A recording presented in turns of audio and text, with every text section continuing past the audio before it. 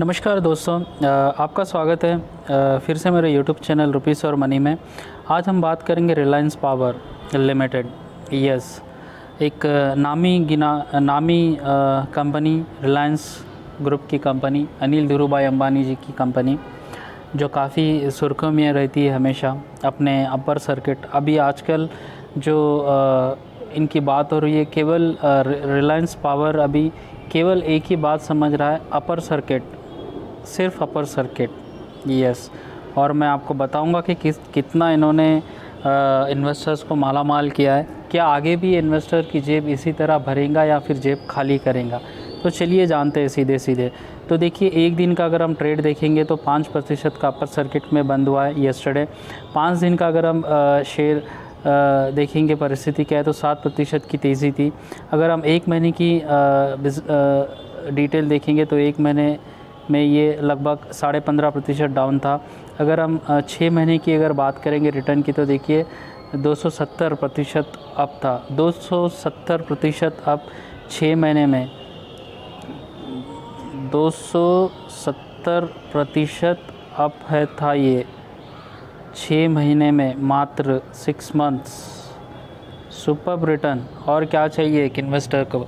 तो क्या फिर से ये 270% का रिटर्न दे सकता है अगले 6 महीने के लिए?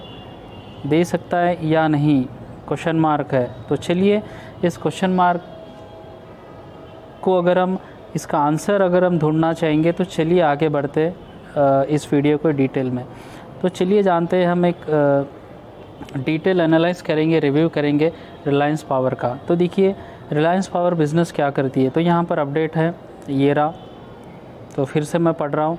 Reliance power together with its subsidy the Reliance power group is primarily engaged in the business of generation of power. The project under development include coal, gas, hydro, wind and solar based energy projects. The portfolio of the Reliance Power Group has includes ultra mega power projects. तो Reliance power देखिए power sector में deal करती है, जहाँ पर coal, gas, hydro, wind and even solar power को भी ये मैनेज कर रहे हैं, उनका भी मैनेजमेंट ये देखते हैं। ठीक है, रिलायंस पावर अनिल धीरूभाई अंबानी की कंपनी की मैं बात कर रहा हूँ।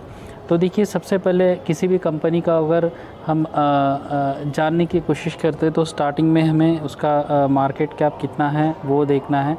मार्केट कैप अभी देखिए 4000 करोड़, तो आज लगभग 4000 करोड़ के आसपास इसका मार्केट कैप है, और इसका जो करंट प्राइस चल रहा है वो है 12 रुपये। ठीक है, तो उसके बाद अगर हम इसका पीई देखेंगे तो 18 रुपये इसका पीई है। और सबसे अच्छी बात ये है कि इसकी शेयर की बुक वैल्यू जो है वो 36 रुपये, लेकिन शेयर ट्रेड कर रहा है 12 रुपये पे, यानी बुक वैल्यू से कम पे ट्रेड कर रहा है शेयर, जो एक पॉजिटिव बात हम कह सकते हैं। ठीक है, उसके बाद अगर हम देखेंगे तो डेप्ट कितना है कंपनी पे, जो काफ़ी महत्वपूर्ण जानकारी है। उधारी कितनी है, कर्ज़ा कितना है?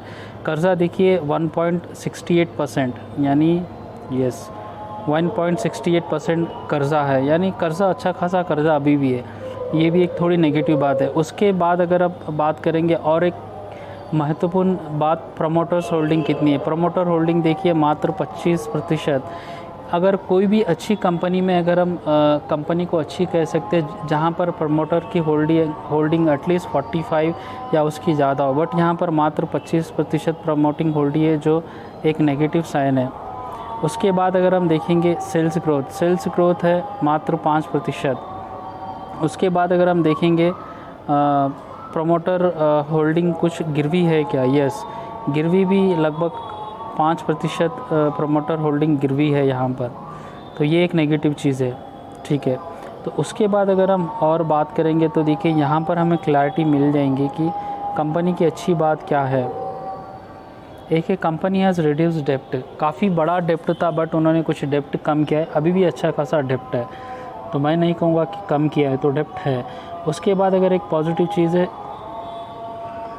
Stock is trending at 0.33 times it's book value. Yes, जो ऑलरेडी हमने बात किया था। उसके बाद नेगेटिव चीज़ क्या है? नेगेटिव है ये रहा यहाँ पर, company has low interest coverage ratio. Yes, the company has deliver a poor sales growth of -5.8% over past 5 years. Promoter holding is low, 25%. Company has a low return on equity of 0.16% for last 3 years. Promoter holding has decreased over last 3 years. Yes, तो काफ़ी देखिए इतने चीज़ अगर हम जानने के बाद भी अगर कोई इन्वेस्टर अगर इसमें इन्वेस्ट करेगा हैवी अमाउंट, तो भगवान ही उसका मालिक है। प्रमोटर होल्डिंग डिक्रीज़ हुई है, इक्विटी रिटर्न कुछ खास नहीं है, प्रमोटर होल्डिंग प्लेज्ड है, कंपनी का सेल्स फिगर सही नहीं है, कंपनी के पास डेप्थ पड़ा हुआ है, पता नहीं लोग। और अगर आप इसी सेक्टर में अगर अदर कंपनीज़ का अगर हम देखेंगे, मैं आपको बता रहा हूँ सेम सेक्टर में देखिए मार्केट कैप की अगर मैं बात कर रहा हूँ तो देखिए इतने सारे बेहतरीन कंपनीज़ है। अदानी ग्रीन है, पावर ग्रिड है, एनटीपीसी है, अदानी ट्रांसमिशन है, जेएसडब्ल्यू है, टाटा पावर है, अदानी पावर है। तो टाटा पावर और एनटीपीसी और पावर ग्रिड तो सुपर्ब कंपनीज़ है इसी सेक्टर में। चलिए और अगर जानते इसके बारे में जी, और अगर हम देखेंगे तो देखिए सबसे महत्वपूर्ण जानकारी है शेयर होल्डर पैटर्न। ठीक है, तो यहाँ पर प्रमोटर होल्डिंग देखिए 2020 से लेकर 2021 तक कितनी है प्रमोटर होल्डिंग, ये रही मात्र 9% रह गई है, 15 से 9%। पब्लिक के पास देखिए कितना है, पब्लिक के पास सितंबर 2020 में 76 था और अभी जून 2021 में यहाँ पर देखिए 85% हो गया, यानी ऑलमोस्ट 85% जो स्टेक है रिलायंस पावर का वो पब्लिक के पास है। तो देखिए गाइस इतने सारे मतलब नेगेटिव चीज़ है कि बिज़नेस जो रिलायंस पावर का, यानी एक तो है हाई डेप्थ है, यानी कंपनी के ऊपर अभी भी कर्ज़ा पड़ा हुआ है, डेप्थ है, हाई डेप्थ है। और दूसरी चीज़ है प्रमोटर का जो प्रमोटर होल्डिंग जो है वो काफ़ी कम है। और तीसरी चीज़ जो है इनका जो सेल्स फिगर है वो माइनस में है। और चौथा जो है फ्यूचर भी अनसर्टन है।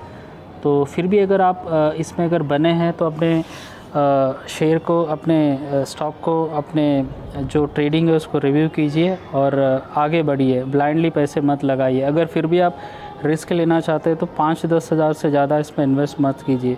अगर फिर भी आप ट्रेडिंग करना चाह रहे हैं वो आपका कॉल है। अगर आपको वीडियो पसंद आया लाइक कीजिए, सब्सक्राइब कीजिए। धन्यवाद।